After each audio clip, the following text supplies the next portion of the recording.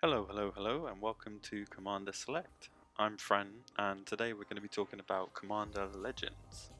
Originally, I was thinking to do a review of all 71 of the brand new Commander legendary creatures that are in this set, but then I realized that if I even speak about each of the cards for just 2 minutes, the video is going to be really long.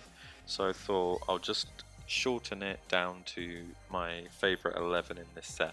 And disclaimer, this is not the best 11 cards, this isn't the strongest, it's just my personal opinion on which cards I like the most, which ones kind of made me happy seeing them have perhaps interesting mechanics, and also lore that's going to be very relevant as well for this list.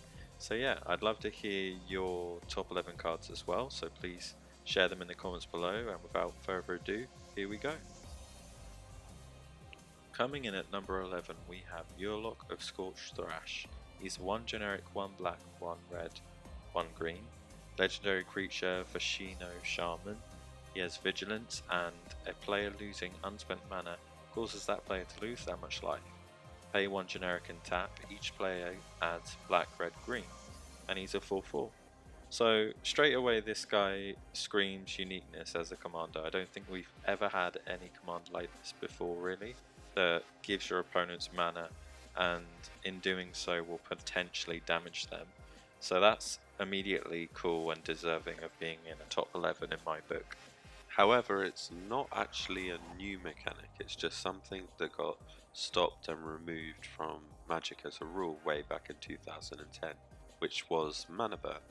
And me being a relatively, I don't know if you would call it new age player, I started in original Theros block. I never played with Mana Burn in Magic at all, so to have it be brought back and experienced at least sometimes in Commander seems really cool. Cards that come to mind for this guy would be War's Toll and Heartbeat of Spring. You can give them all the mana and then punish them for it, which sounds like a really kind of weird group hug / group slug style deck, so I'm totally here for it. I think it's going to be a lot of fun. Next up at number 10 we have Obeka, Brute Chronologist. She's 1 generic, 1 blue, 1 black, 1 red. Legendary creature Ogre Wizard, and she has tap. The player whose turn it is may end the turn. And then it says in the rules text, exile all spells and abilities from the stack. The players whose turn it is discards down to maximum hand size. Damage wears off, and this turn and until end of turn effects end. 3/4. Wow. So this is incredibly unique. I don't think we've ever seen anything like this on a legendary creature before. Of course, we have seen it in the form of an artifact, Sundial of the Infinite, but actually having an effect like this in the command zone is very interesting, I think.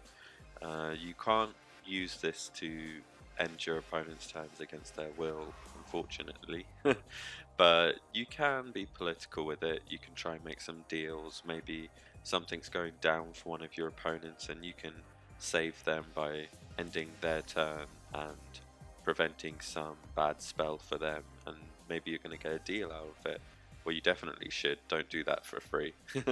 But yeah, you can include cards like Freed from the Real and 1,000-Year Elixir that will help give Obeka more mileage with her untapping and tapping. So definitely interesting. Maybe not an obvious to me build around Commander, but I think she's really cool. Next up at number 9 we have Lathiel, the Bounteous Dawn. 2 generic, 1 green, 1 white. Legendary creature Unicorn. Lifelink. At the beginning of each end step, if you gain life this turn, distribute up to that many +1/+1 counters among any number of other creatures. And it's a 2/2. So immediately the thing that I notice about this is that it's other creatures. So you can't put them on Lathiel, which is a bit of a shame. But with a card like Sunbond, which is an aura that I used to always try and put in many of my decks, but typically got the cut because it just didn't seem like it was strong enough. But in this deck I think it really has the potential to go over the top. You can actually buff Lathiel as well, and with something like Celestial Mantle, again, it's quite a high mana cost, but it's something that has massive potential in this deck to just really get out of hand. And if you are so inclined, you could even be political with this deck and put +1/+1 counters on some of your opponent's creatures, perhaps even someone's commander that can then kill somebody else for you with commander damage. So there's room for politics as well, which I think is really cool. Nice to see on a Selesnyan commander. Next up at number 8 we have Blim Comedic Genius. He's 2 generic, 1 black, 1 red, legendary creature imp, flying. Whenever Blim Comedic Genius deals combat damage to a player, that player gains control of target permanent you control. Then each player loses life and discards cards equal to the number of permanents they control but don't own. And he's a 4/3. Wow. Okay, so straight away he is very similar to Zedru. Now Zedru, there's no need to be upset. You're still going to be the premier gifting creature in your colours. Blim has just got black, which you would desperately love but can't have. And the reason for that is these cards like Demonic Pact and Nefarious Lich are just very nasty gift cards that Zedru always wished he could give but can't. And randomly, it's interesting that Zedru is also in this set, so they could potentially have like a gift off who can give the worst gifts to their opponents. Just be very careful though, because these are cards that you do not want return to sender, so make sure that you can gift these away, because otherwise you could end up screwing yourself, especially with Nefarious Lich. Someone could try and destroy it before you gift it away, and that could cause you to lose the game, so be really careful. Next at number 7 we have Arden, Intrepid Archaeologist. He's 2 generic, 1 white, legendary creature Core Scout.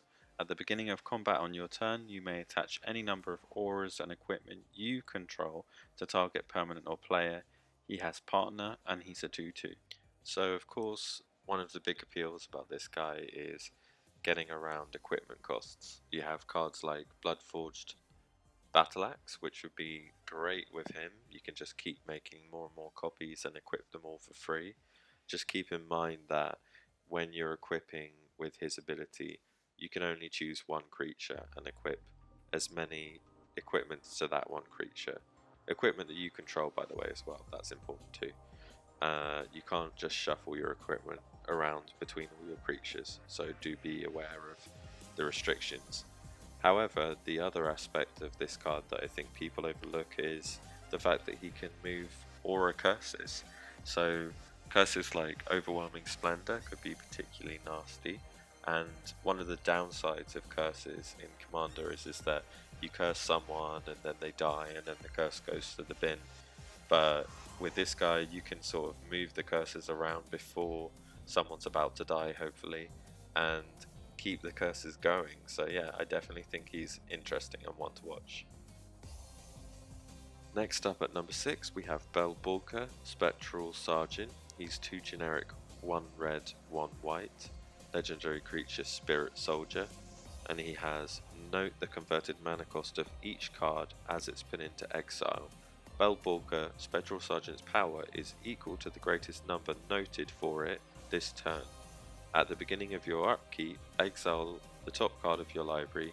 You may play that card this turn, and he's got star power equal to the exiled card and 5 toughness. So yeah, this is a lot to process.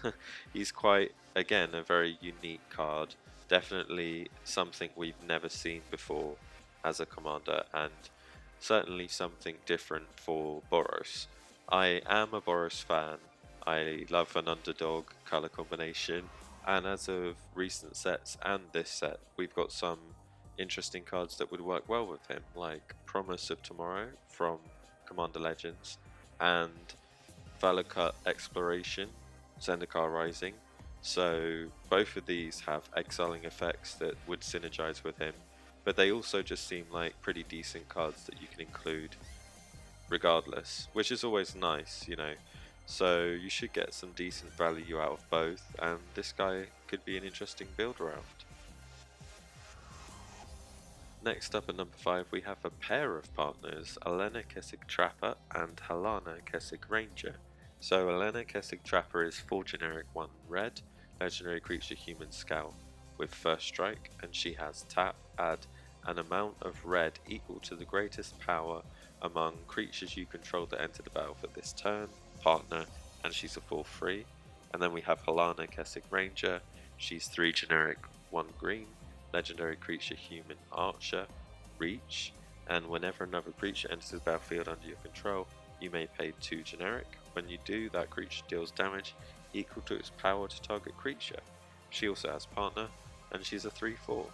So something you should know is that I absolutely love Innistrad, and these two are a badass, I believe, werewolf hunting couple all the way back from Shadows over Innistrad in terms of the set's lore. So when I realized that they were actually going to have cards, I was very excited. Even if they're not the strongest, I still love them anyway. They are, as it turns out, seemingly devout followers of Roas from Amonkhet, because he synergizes really nicely with both of them, as well as his monument as well. And of course with Death Touch, which Rose has, you can essentially kill creatures with Helana's ability.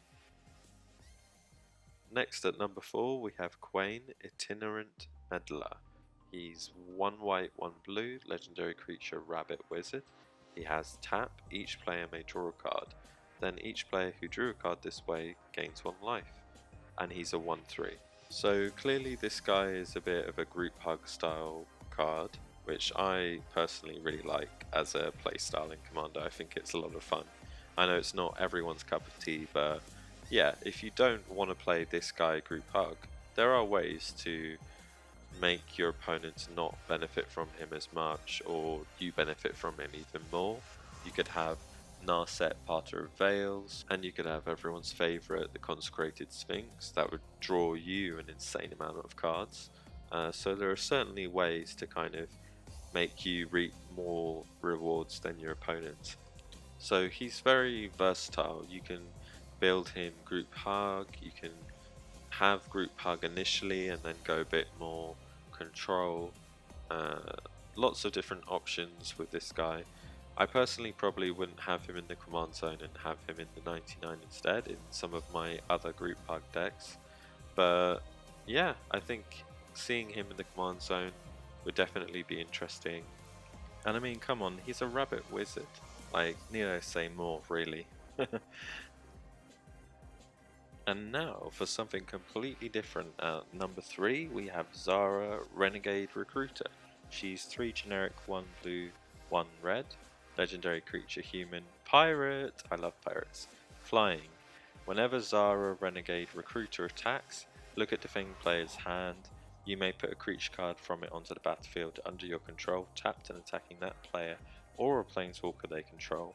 Return that creature to its owner's hand at the beginning of the next end step, and she's a 4/3.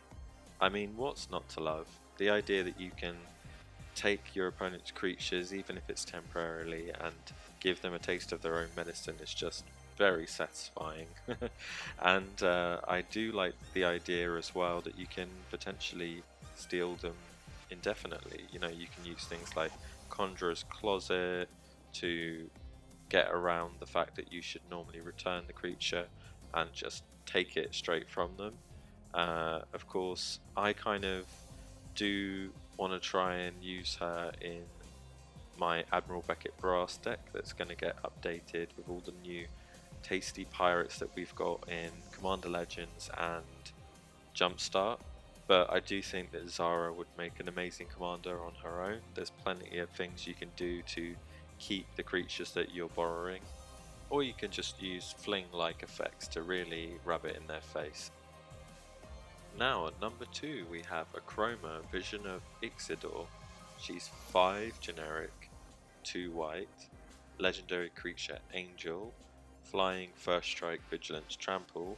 At the beginning of each combat until end of turn, each other creature you control gets +1/+1 if it has flying, +1/+1 if it has first strike, and so on for double strike, death touch, haste, hexproof, indestructible, lifelink, menace, protection, reach, trample, vigilance, and partner. And she has partner, and she's a 6/6. So yeah, to me this is a really cool design, and I love angels, I love a Chroma, and whilst I wouldn't necessarily put her in the command zone, that ultimately isn't a bad thing because she would just be amazing in the 99. I mean, hello, Odric Lunat Marshall has entered the chat. He sees you a Chroma and he loves you. So there's certainly a match made in heaven there for sure. Also, if you do really want to have a Chroma in the command zone, a card for her in the 99, I would definitely have Crystalline Giant, although he can also go in Odric. So yeah, I just think they go so well together. It's like this was designed for him. But yeah, awesome creature. Love, love, love.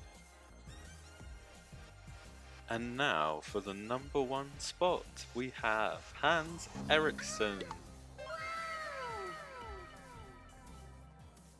2 generic, 1 red, 1 green, legendary creature Human Scout.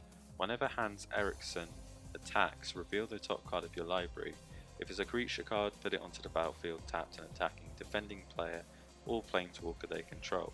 Otherwise, put that card into your hand. When you put a card onto the battlefield this way, it fights Hans Eriksen, and he's a 1/4. I mean, this is just amazing. I fell in love instantly when I saw this card. The artwork is just brilliant, the flavor is off the charts. These are the exact kind of Magic cards that I want to see more of, just really unique and really kind of telling a story with the card itself. And whilst with his color identity he can't technically be in a deck with his sister Safi, there is always a way with these kinds of things, and my way for that is Rien, Angel of Rebirth, which Safi was already a candidate in that deck, and now Hans fits in there perfectly too. It's just going to be so amazing. I can't wait to get a copy of him and put him in this deck and just repeatedly cheat out creatures with him. Of course, if you want him in the command zone, just try to keep him alive with toughness boosts and indestructibility if possible. That should do the trick. And there we have it. That is the top 11 Command Legends creatures from me. I again would love to hear your favourite picks, even if it's just 1 or 2 and not 11. And if you did enjoy the video, liking, commenting, subscribing, all that good stuff would be great, greatly appreciated. In the future I'm going to think about making some deck techs and perhaps even some games on Magic the Gathering Online, and maybe even open some boosters from Commander Legends, so stay tuned and see you next time. Bye bye.